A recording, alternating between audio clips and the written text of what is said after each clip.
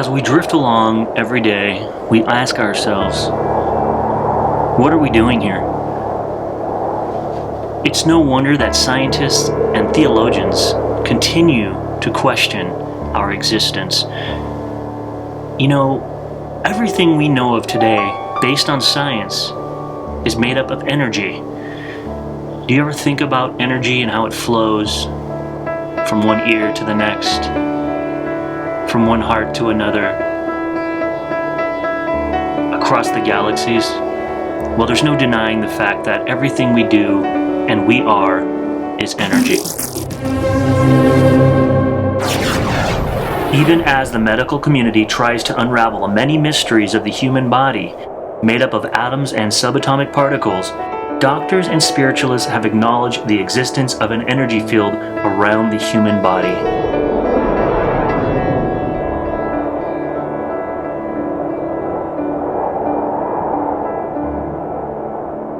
This energy field or aura extends externally and internally, interacting with everything around us.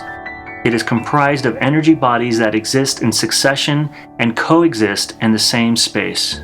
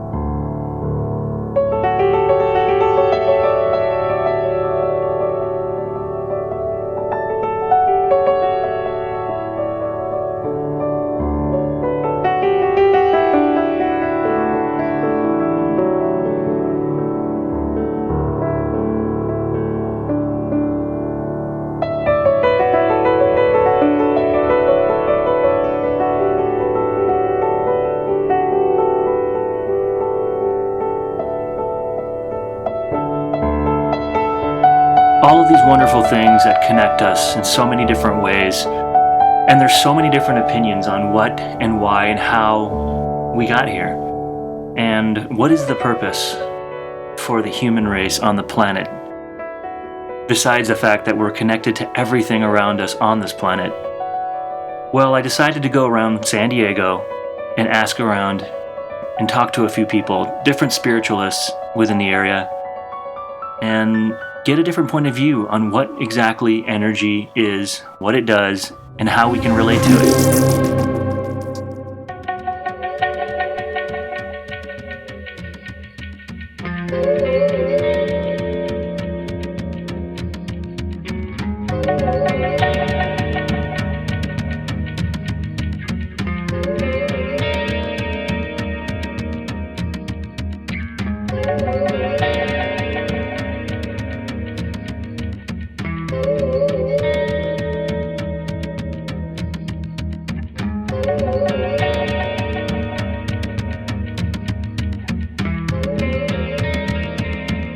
I want to talk about energy a little bit, and there are so many different aspects to this topic that I could begin in 10 different areas and just begin to scratch a little bit of it. But first off, everything in the universe has its own energy, and energy has a frequency. So what I deal with is frequencies, and becoming familiar with the frequencies of each individual person that I come in contact with. So the flow of the energy through the body is natural to us, and it becomes unnatural when we have blocks, usually from an emotional level. The ultimate frequency is the frequency of love. It's the ultimate in all of this that we're working on here, to be able to be open more completely to love. But love can't be open to completely when there's blocks with other emotions, because love is the ultimate emotion. It's all that is. And so we have to process any other emotion that is blocking it. Still, I am not completely convinced. However, it's very interesting, and I mean, what is energy? It's stored in panels. It gives us electricity. I mean, we can generate electricity using energy. We can create natural and reusable energy. It's a fascinating topic, but it's not just about using energy at an industrial level. It's how do humans use energy to cure illnesses, to create a sense of well-being.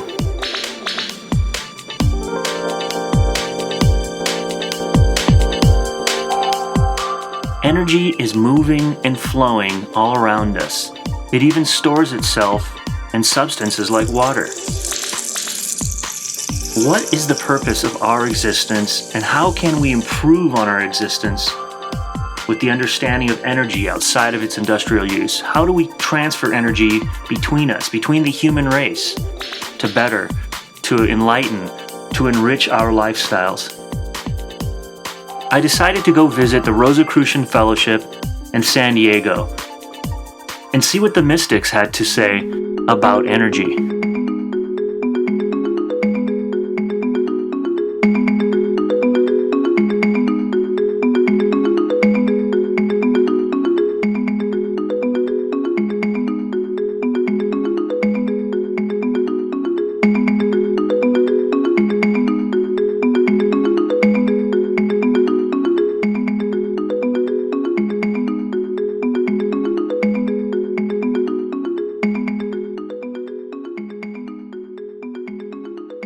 First of all, you have to understand that we perceive the outside world with our 5 senses, but there actually are 7 senses, 2 of which are dormant, which we awaken by living spiritual life, using spiritual alchemy, living, right living, right thinking, right feeling, right action, and because we're surrounded with invisible energy, which we only perceive when we awaken our 6th sense, we deal with this energy on a daily basis, on a minute basis, I would even say, but we're not aware of it. So beyond the physical body, we have other energy bodies that are directly involved in our life, but because we are blind to them, we don't, honor them and pay attention to them.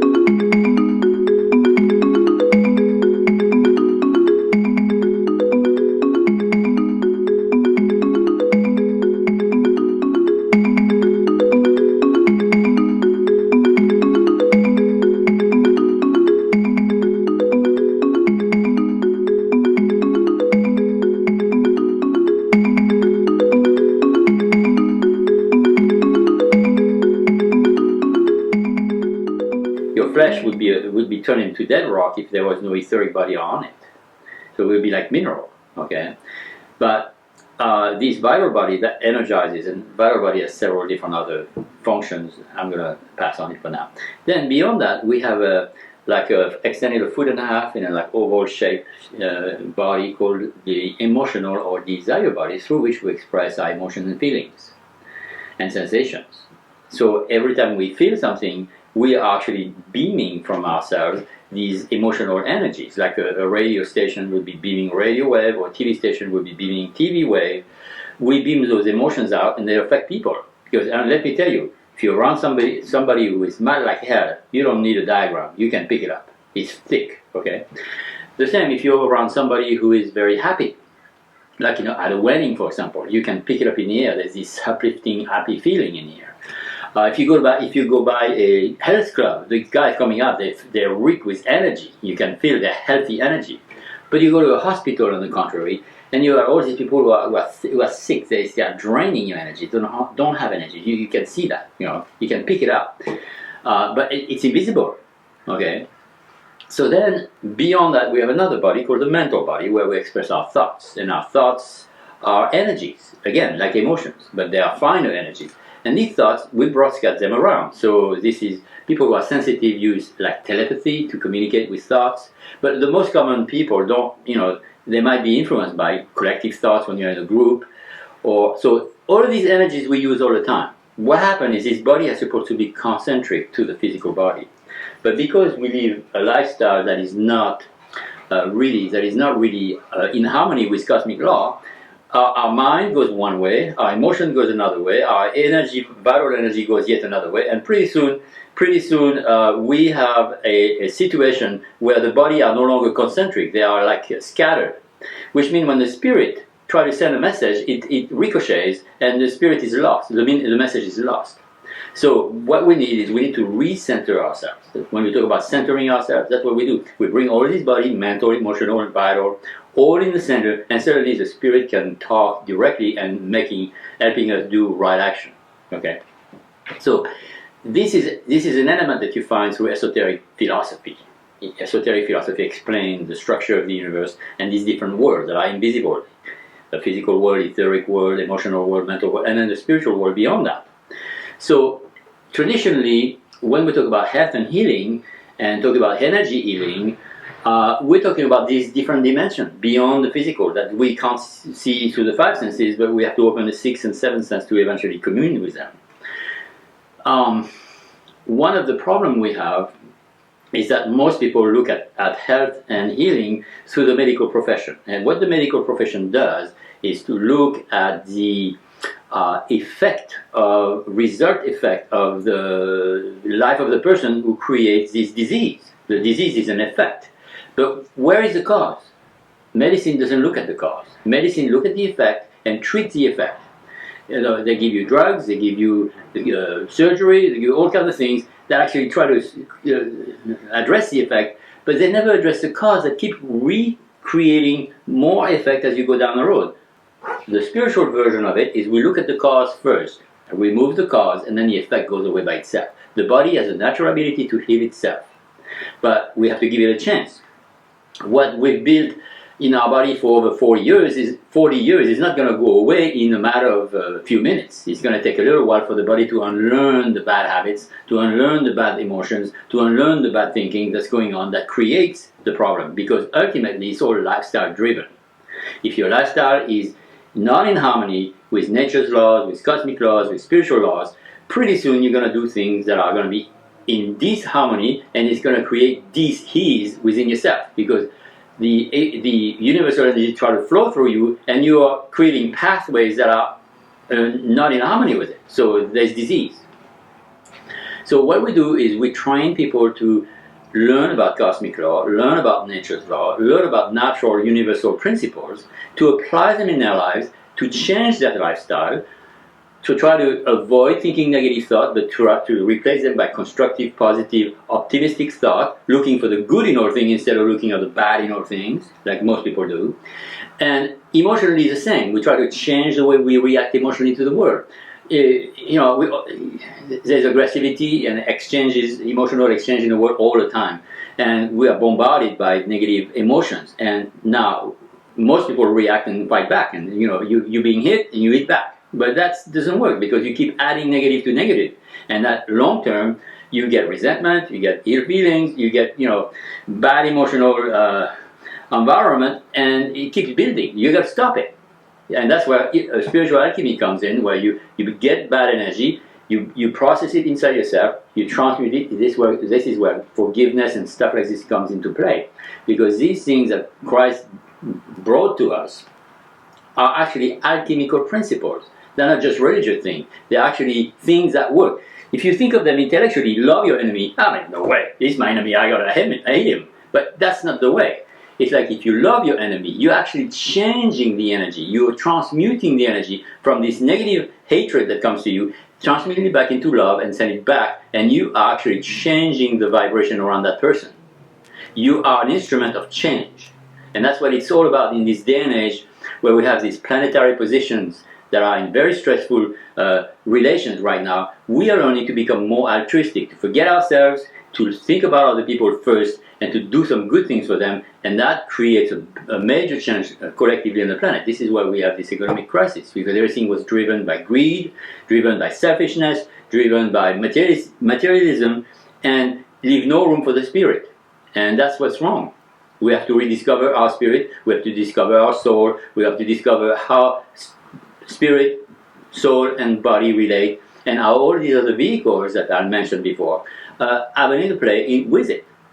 So the whole process of healing, as far as we're concerned, the energy healing involved here is to become conscious of these invisible vehicles, these different levels of energy, and to consciously make an effort to change from negative to positive. And when we do this, your health returns. No matter what it is. Even chronic disease you can remove. But see, chronic disease is because forever we've been thinking these negative thoughts, thinking these negative feelings, producing these negative habits, and keep doing them, and it becomes chronic because it's like we're stuck in a rut, and we gotta get out of it. And there is hope for anyone. It doesn't matter how bad you are. You may be terminal cancer. You can reverse it.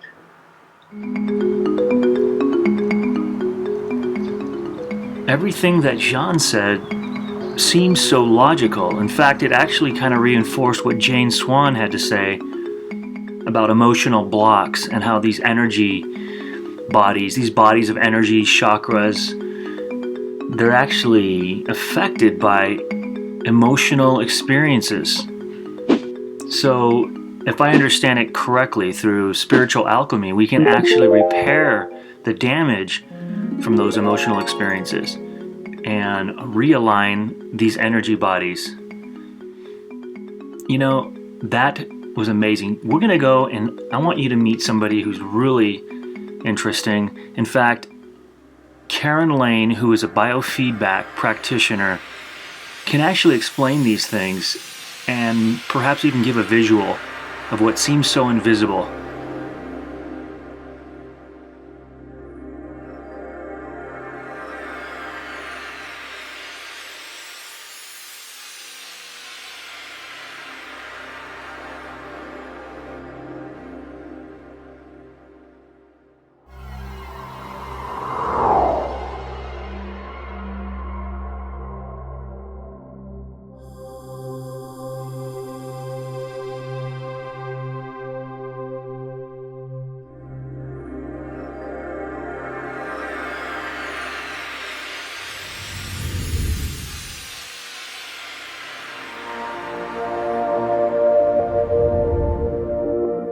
Hi, my name is Karen Lane.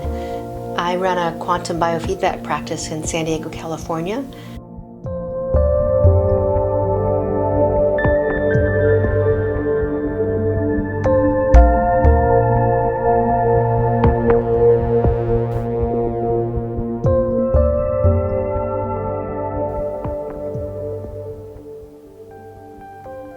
I'm here to talk to you about energy today. I run a quantum biofeedback practice in San Diego, California. I've been doing it about 8 years now, and there are so many things to talk about in relation to energy. We don't really get taught that we have energy fields or systems and how our energetics play into our life and our health. I mean, we hear things, of course, like that's a good vibe, or that's a negative vibe. But, how do we really then, apply that in our daily lives? I have the belief that we get sick energetically, and then that manifests. Conversely, we can work with our energetic system through biofeedback and many other measures or methodologies, and we can manifest health. So I work with quantum biofeedback system that's frequency-based, and it can assess stressors and also then balance those stressors. And the great thing about it is that it can allow people to understand more about kind of what some unconscious frequencies are in relation to their stress. And it gives them actually information and then power with which to really transform. So the system itself is frequency based, and it's been around for quite a number of years now, and it's gone through many sort of evolutions.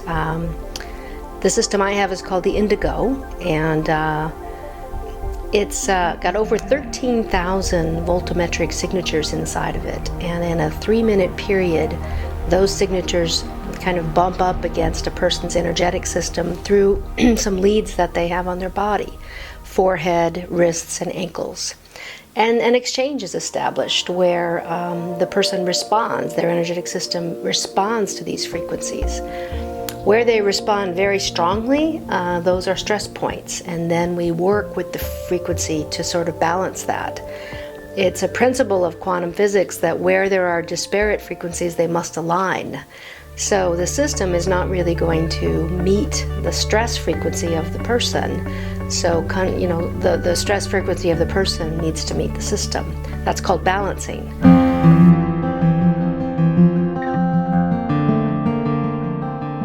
Hi, my name is Christina Nuno, and I am a client of Karen Lane's, and I have been doing the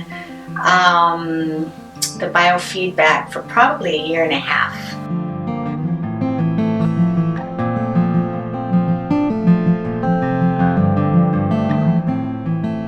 I came to her because I wanted to do healing on an energetic level. I tried pretty much everything else, and I was having some pretty serious problems with my energy level. So I started doing the treatments about maybe once every 2 or 3 weeks, and then gradually moved to about once a week and saw some pretty phenomenal changes. Energize.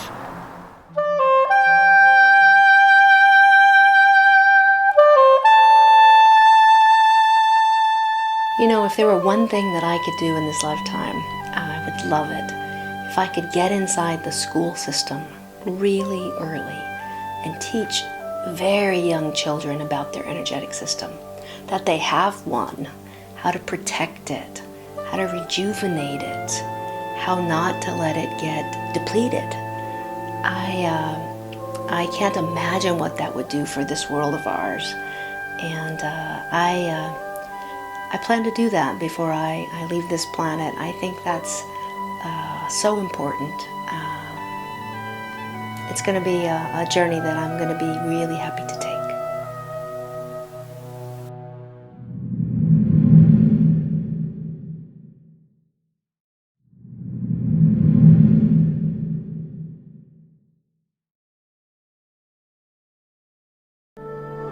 It was all starting to make a lot of sense.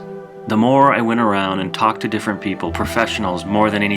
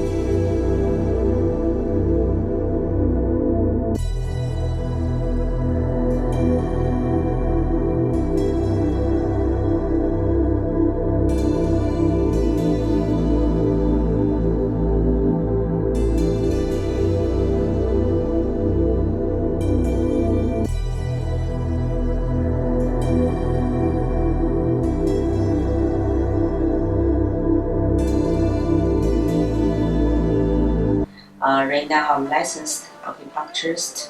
I practice Chinese medicine, so with my mother, and she's also practitioner here.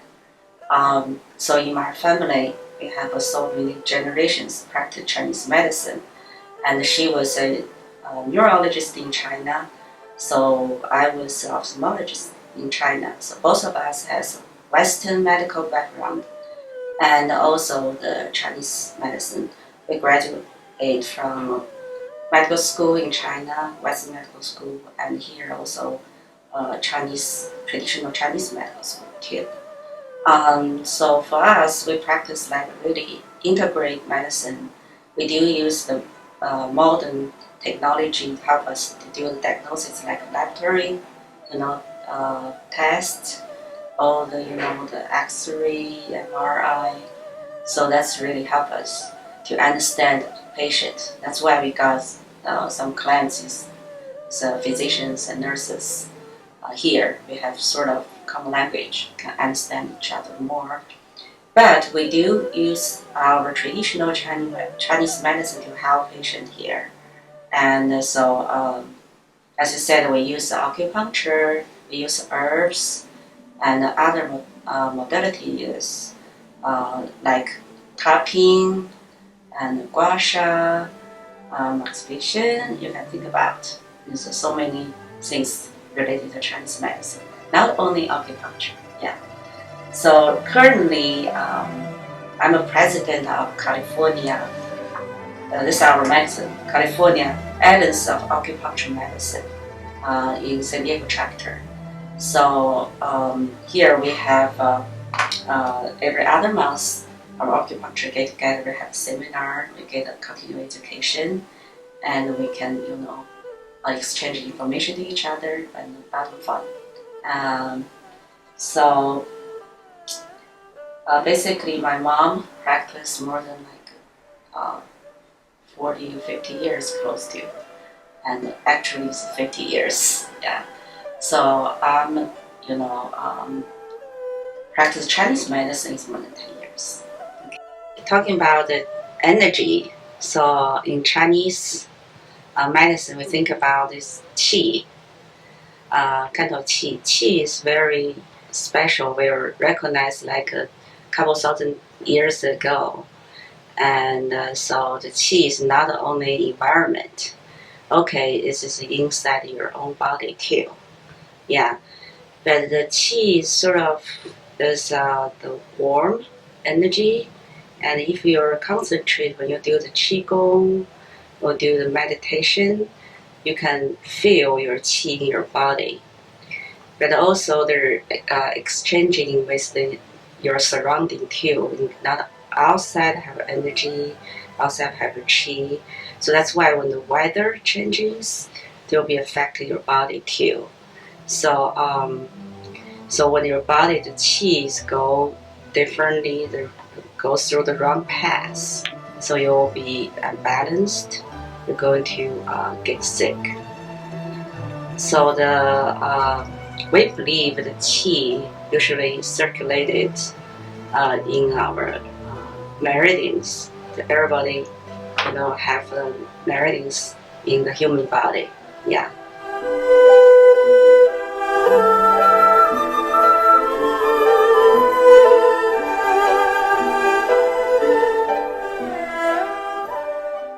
After speaking to Dr. Ye-Ching Chen, I began to understand this concept, the idea of energy, and how we are all transcending energy, and how our life force depends upon this energy balance. Let's see what other people are saying about energy. Let's see how energy actually moves people.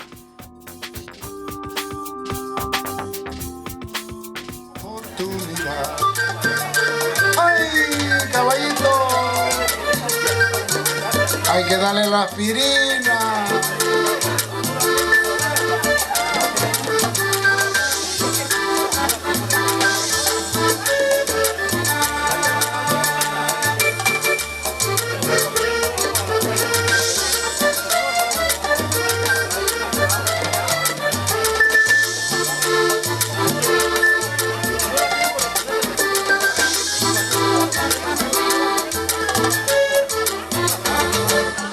Cuando el amor llega así, de esa manera.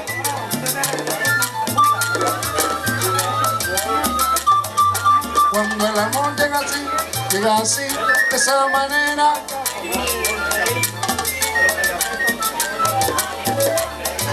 Cuando el amor llega así, de esa manera.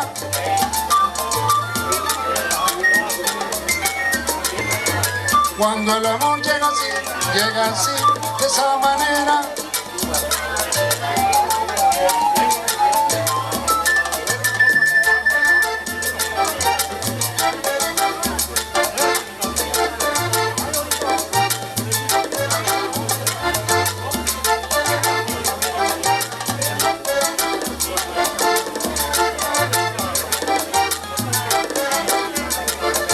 Caballo de la sabana porque está viejo y cansado.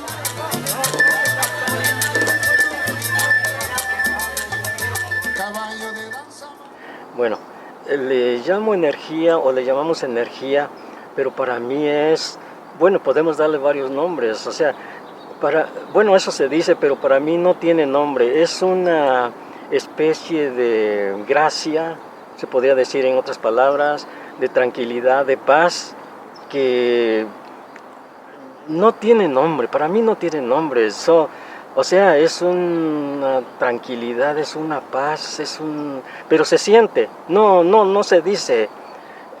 Hace días me preguntaban que qué bueno, qué lástima que no sabemos, o sea, yo no sé inglés y la otra persona no sabe español, que no podemos platicar, pues sí le digo, pero se siente el amor, el cariño se siente.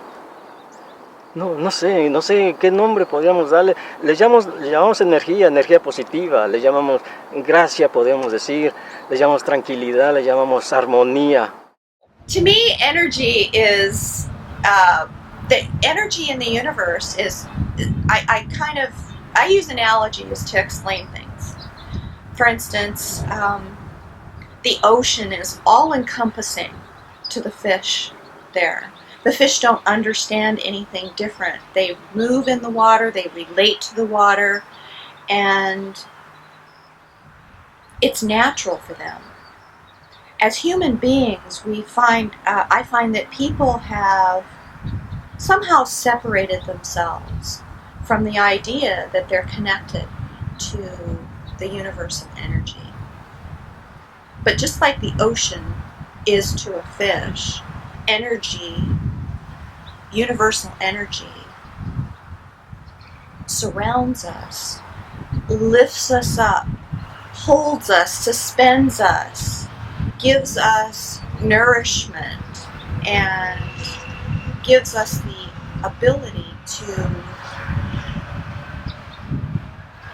do and be who we are. Energy is a life form, a life that was breathed into us. I do believe that in the world that we were created, and where we were created, where we came from, was that is that infusing of love, if you would call it that. So energy could be looked at in so many different ways. I'm sure people talk. That's what all of life. Everybody talks about. I'm turning the radio on. All the songs on the radio are about love, and love is energy. God loved us first, so we can love. El amor que se siente, que no se dice nada más, se siente. After speaking to all these wonderful people, I have come to the conclusion that energy is truly about love and harmony. As Salvador said, there's no word to describe it. You can't just say it, you feel it, it's something you generate. I think it's safe to say that the entire purpose for us on this planet is to generate love, to create a sense of well-being. While it might be difficult when you're stuck in traffic, I'm definitely going to make an effort to share positive love and positive energy before I get angry. I think it's going to be quite a test of faith, a test of science, a test of ideologies, a test on whether or not I'm willing to accept the fact that I am energy and everything around me is energy, and my attitude and the way I feel affects the world I live in. And in order for things to be in harmony, I need to generate love and remain positive and transcend that energy with all of those that I come in contact with. I truly know now that this invisible force is clearly a reality.